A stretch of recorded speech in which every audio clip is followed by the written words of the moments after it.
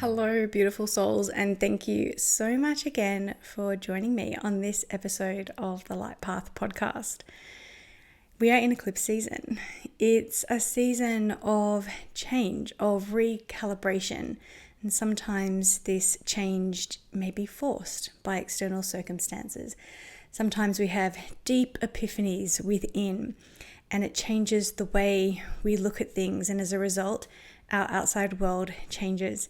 And today's topic of self-concept is one of those moments for me. I have been on an intentional spiritual path for about the last 16 years. And the majority of that path has actually been doing a lot of deep diving work on myself. I spent a lot of time working on understanding energetics, on blocks, on healing, on evolving, and really expanding into becoming a more authentic expression of my soul. And that has involved a lot of depth, a lot of pain, a lot of shedding, and a hell of a lot of change. All of it, although challenging at times, has been so rewarding and so aligned to make my life a beautiful expression of the love and the joy that I think many of us speak. It doesn't mean my life is perfect. Really want to preface that, because we're always evolving and always going through these shifts and these changes. But because of the work I've done since being on this spiritual path, I think I can handle it a little better. I have days and moments that I'm not handling it so well, but on the whole, I move through things so much quicker in acceptance and surrender, but also in magnetism and attraction. Because what I've realized, or what came through so crystal clear, is that all the work I have done, all the study that I have done, all the modalities that I have studied and worked to embody in the variety of practices that I now offer could have been distilled down to one idea and one concept, and that is the idea of self-concept. I see now that this journey to this present moment has all been about the journey into connecting with and reshaping my self-concept. And as a result, this is going to change the way I work. That eclipse season vibration of change is pulsating through the way in which I have been aligning with clients in the past, but also how I will be aligning with them in the future. And to be honest, I've already been doing this work with clients for many, many years, but it has been perhaps just slotted in next to other practices. Whereas now I really feel this deep call to embrace the concept of working with people on their self-concept. And by doing that, we can work to do what I have done and will continue to do in my life, is shed the layers, retweak the perceptions, and work on becoming that magnetic force field for the things to align with me that are in alignment with my truth. Rather than trying to shape shift my external world, I know that the most effective, powerful, grounded, and authentic way to do that is to shift the inside.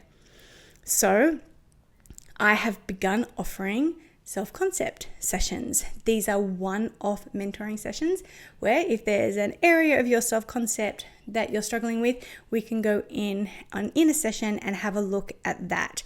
But also, because it's so much more effective, there is a mentoring package for self-concept as well. And I do believe, I can just see it, I feel it, I know it, that this is going to become the majority of my work moving forward.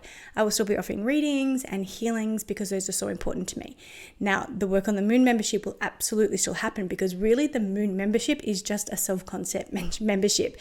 At every new and full moon, we're checking in with ourselves. We're going in, we're shifting, we're adjusting, we're intending, we're releasing areas of our self-concept so that we can interact with and connect with our life in a so much more deeper and meaningful way. So I guess we need to get into it. What is self-concept? So, self-concept is really the phrase that sums up the idea that the world is a reflection of how we see ourselves. But when you really stop to consider what that means, we understand that self-concept actually shapes our reality. And it is the science behind why the world reflects our inner world back to us. So in this episode, I'm going to talk through the energetics of self-concept and the quantum field, and I'll share with you some ways how you are in complete autonomy and sovereignty of actively shaping your self-concept to align with the desires, the interests, and the challenges that will allow you to continue to become more and experience more of what this life has to offer. So let's go deep. All right, first of all, self-concept. So in simple terms, your self-concept is just the collection of beliefs, thoughts, and perceptions you hold about yourself. It's how you view your strengths, your weaknesses, your capabilities, and your identity. So your self-concept is like the lens through which you see yourself and, by extension, the entire world around you. So let's imagine this lens isn't just a personal perspective. It's influencing everything you experience. How you see yourself is how you see the rest of the world. How you see yourself influences how you interact with the rest of the world. How you see yourself impacts the opportunities that you allow yourself to align with, and even how you are interpreting and perceiving all the people and the events around you. So, as a simple example, if you see yourself as capable, as deserving, the world will reflect these qualities back to you. On the other hand, if your self-concept is perhaps rooted in insecurity or limitation, you'll likely encounter more situations that reinforce this perception. Personally, for me, this is so true when it comes to my self-perception of me as a professional and my self-perception of me as a romantic partner. My self-perception of me as a professional in this career, but also in my previous one. I was in that one, I guess, longer, although we're coming up to a little bit of a tie now. But in that, I just saw myself as capable and confident, as curious, willing to learn, wanting to be better, but also as this foundation of like I knew what I was doing, and I just had this soft self-perception that I was effective in it, that I just got it, for want of a better word. And as a result, I got these opportunities in my career really young. I'm going to say before my time, really, when I look back on it.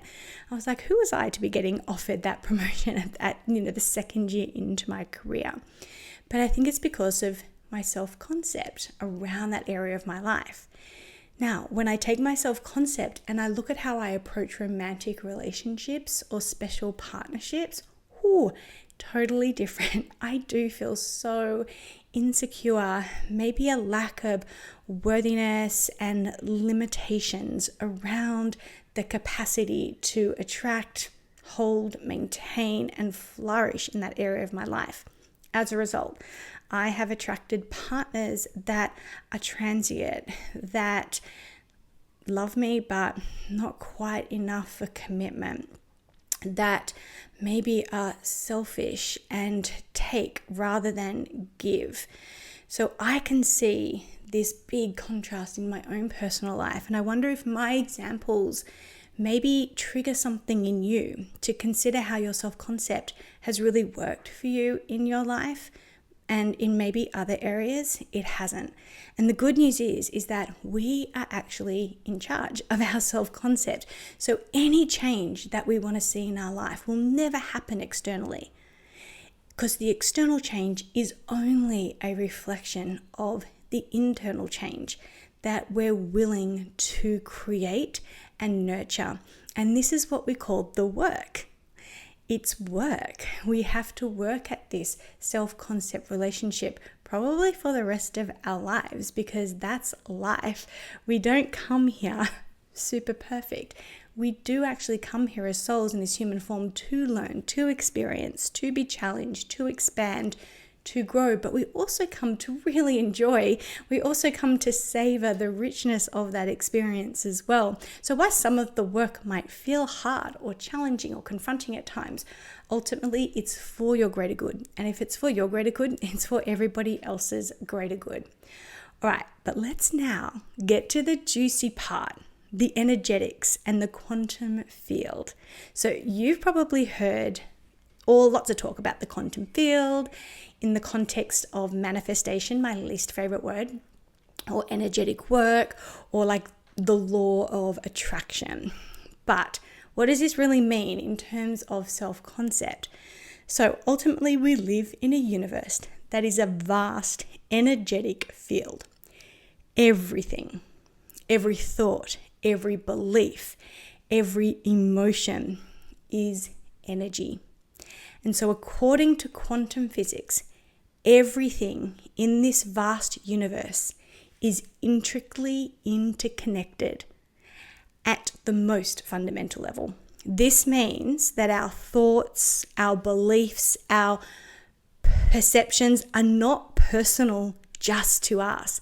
They send ripples out through the quantum field and influence the reality we experience. So now when you think about your self-concept as a frequency or vibration, you can see how important it is to curate a self-concept that works for you as opposed to against you. So if you see yourself as worthy, as confident, as abundant, you are emitting that frequency out into the universe. And what happens? Like attracts like. So like experiences, like people, like opportunities will match that vibration. The confidence, the worthiness, the abundant ease and joy I felt doing my job as a teacher aligned me with jobs really easy on in my career. I don't think I interviewed for a job to get a job until I was 7 years into my career. I just got offered jobs by turning up. And in my second year of being a teacher, I was offered a leadership position.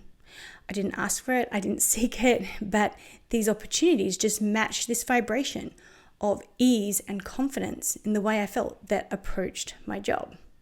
And we think about that in relationships, my maybe doubt and my insecurity and the questioning of my worthiness for the partnerships that I wanted attracted partners that questioned their commitment to the relationship, their desire for the relationship, just a reflection of what was going on in me. And I couldn't attract the partner that was solid and grounded and committed and mature, because that wasn't my vibrational set point. That wasn't my self-perception or my self-concept. So on a deeper level, the way you perceive yourself activates a certain energetic pattern within the quantum field. These patterns influence your decisions, your behaviors, your reactions, and creating a self-fulfilling cycle that you're going to experience. The universe doesn't question your beliefs. And I think this is a big missing part of the conversation around this. So there's nothing external to you that's going to question your belief. It simply says, okay, and it aligns. So when you're feeling confident, there's no energetic field that is going, you sure? You sure you should feel that confident? Back it up with evidence. Our ego might be saying that, and that's our self-concept of actually we're not confident. But genuine confidence doesn't get questioned. It just gets matched with people who are confident within us and our abilities in whatever we're feeling confident in. So this is where the phrase, what you think about, you bring about, comes from. So how does this all tie into the idea that the world is a reflection of how we see ourselves, or our personal universe, or as Don Miguel Ruiz calls it, our personal dream? How does our self-concept affect that? Well, when we interact with the world through the lens of our self-concept, so through that viewfinder, we will filter everything that we see and that we experience through our beliefs about ourselves. Think of a friend in your life or someone that you know that has an ease in confidence in an area of your life where you perhaps don't. So, for example, I have friends that find relationships really easy breezy, a really fun place to be. Rejection doesn't knock them for a 6. They're like, oh well, and they just ooze this easy breezy confidence of worthiness of love, and like, why wouldn't that person want to commit to me? Why wouldn't that person want to date me? And then when you compare that to how stagnant, blocked, fearful, or negative you feel in that area of your life, you will see that the only difference is self-concept. They see themselves as worthy of whatever it is they're experiencing, and you don't. They see themselves as confident and like a willing participant who should be there, who should be showing up for this, who does deserve it, and you probably don't. The only difference in these experiences is our self-concept. They see themselves as beautiful, attractive, magnetic, desirable. Perhaps you don't. And more than likely, the experiences reflect that back. So when we interact with the world through the lens of our self-concept, the filtering of the beliefs about ourselves are just going to be reflected back to us. The unworthiness, you'll notice circumstances in relationships and opportunities that reinforce that belief. The world will show up as a mirror, reflecting exactly what you expect to see. And this is why it's so important to nurture and grow a positive, robust, confident, and authentic, keyword, authentic self-concept. Many people try to shift the self-concept by fixing the external circumstances. So imagine yourself looking in a mirror and you notice you might have a mark on your face. Do you then wipe the mirror down and try and get rid of that mark on your face? Or do you remove the mark from your actual face? It's exactly the same thing. As within, so without. So many of us think when we get the money, when we get the car, when we get the house, when we get the partner, when we get the promotion, when we get the whatever it is, when we get it, we'll feel good, we will feel worthy, we will feel relaxed, we will feel joyful, we'll feel grateful, we will feel abundant. But that is not ever true, because it's when we feel that about ourselves, when our self-concept aligns with those experiences, we will then have it. So when you change the perception of yourself, when you shift your self-concept, you literally shift the vibration you are sending out, and the world will begin to change accordingly. You may notice that people start treating you better. You may feel more confident in pursuing your dreams, and things just seem to fall in place. And that's why we say don't overthink it, because if you're overthinking it, you are absolutely under feeling it within.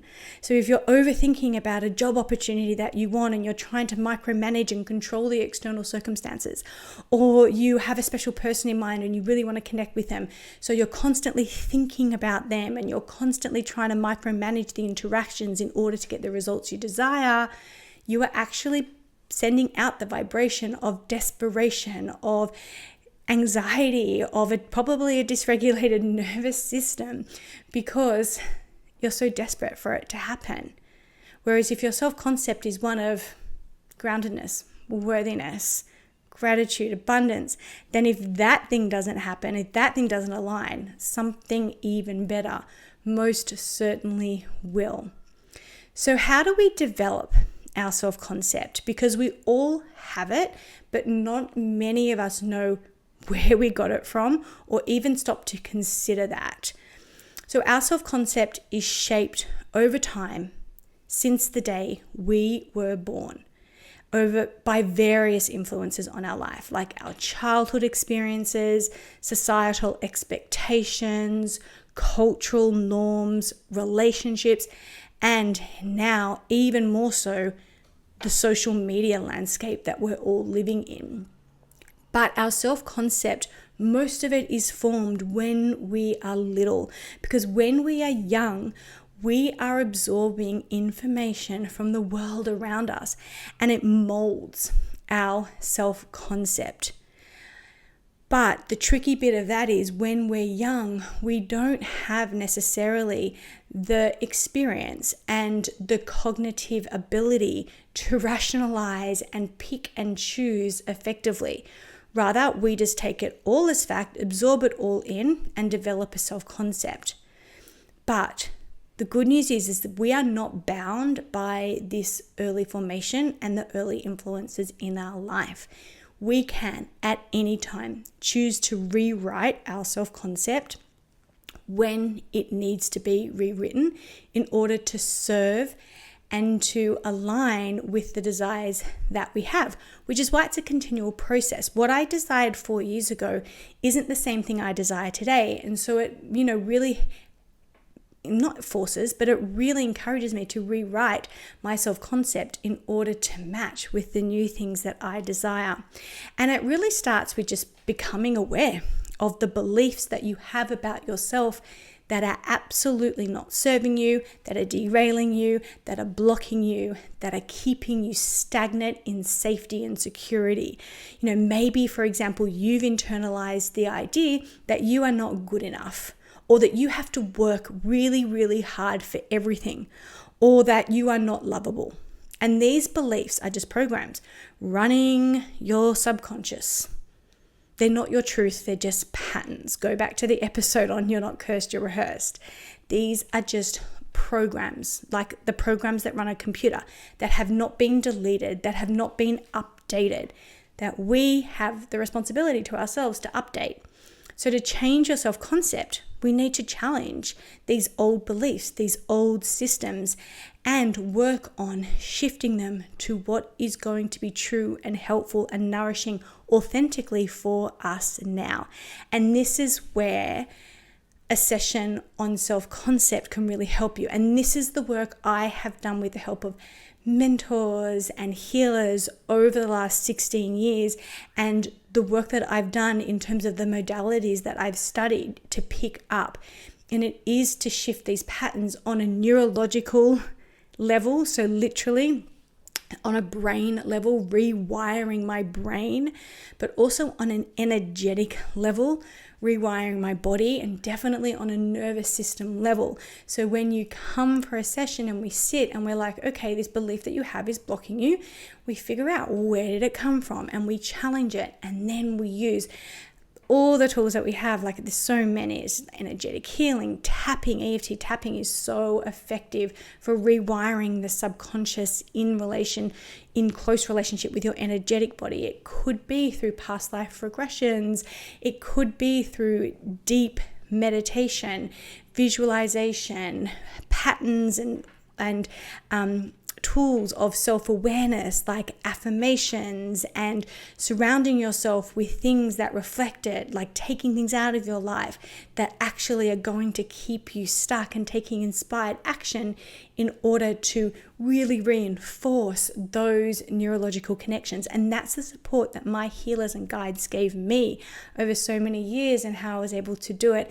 And so that's why I'm so excited to be able to do it for people now, because I know that this is why I am just genuinely and authentically happy now, and why I am constantly expanding, because I love to play with my self-concept, and I love to notice where it is not serving me, because I know that there's going to be an explosion of growth and joy and alignment with what it is I desire once I'm able to move through that. But the only way we can do that is through consistency. It's through showing up for ourselves. It's through the repetition to affirm a new self-concept, so the quantum field, the universe, begins to align with this new vibration as our experiences begin to reflect these changes. So that is the tip of the iceberg of self-concept work that I just really wanted to share with you, because I'm so excited to bring it to you. So if you are ready to dive deep on that, you can go to the website and you can see self-concept session there, or self-concept mentoring if you really want to commit to this in yourself and go for it and really start to shift your inner world so your outside world shifts. Remember, the way you see yourself, your self-concept will shape everything you experience. And so by consciously shifting your self-concept, you can be so much more empowered to align with a life that you really, really desire. And the world is waiting to reflect the best back to you. It is not judgmental. Remember, it only ever says yes. So it's time to step into the yes that you actually want to experience and receive, compared to the yes of the doubts and the frustrations and the limitations and the unworthiness that maybe you have been experiencing in the past. I really hope that you enjoyed this take on the work. And like I said, if you feel inspired, reach out. Thanks for joining me on this episode. Don't forget to subscribe to this podcast. Give it a rating. It helps push it out there to more people that really might benefit from its messages and its conversations. Share it with your friends or leave a review. All of that really, really helps. But until next time, remember that you are pure light and love. You came here to enjoy. Keep vibrating high and trusting in your infinite potential.